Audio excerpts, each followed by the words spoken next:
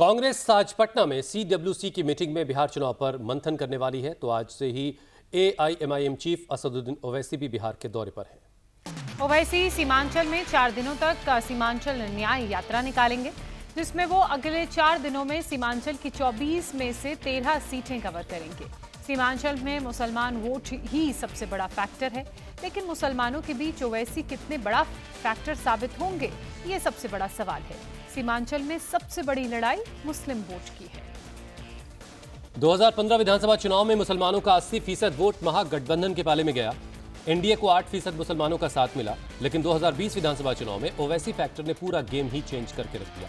महागठबंधन को मुसलमानों का 76% वोट मिला तो एनडीए के खाते में 12% वोट गया, लेकिन ओवैसी की एआईएमआईएम ने 11% मुस्लिम वोट हासिल करके सीमांचल में अपनी एंट्री का एहसास करवाया।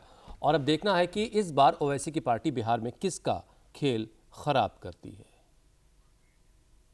आज से सीमांचल न्याय यात्रा निकाल रहे हैं असदुद्दीन ओवैसी, और जो नारा दिया है 4 गए 24 लाएंगे। सीमांचल की कुल 24 सीटों पर दावा कर रहे हैं असदुद्दीन ओवैसी। अब आने वाला वक्त ये तय करेगा कि सीमांचल किसके साथ जाना पसंद करता है। हम 2 महीना पहले भी आए थे, अप्रैल में भी आए थे। उस वक्त भी हमने कहा था कि चुनाव में हम पूरी तरह से हिस्सा लेंगे। और अब सीमांचल में 4 दिन का हमारा विजिट होगा। मुख्तलिफ विधानसभा में हम अख्तर ईमान साहब जाएंगे, वहाँ पर आवाम से मुलाकात भी करेंगे, पब्लिक मीटिंग भी करेंगे। हमको हमारी पार्टी की फिक्र है, हमारे कैंडिडेट्स की, हमारे उम्मीदवारों की हमको फिक्र है। उनको कामयाब करना हमारा मकसद है।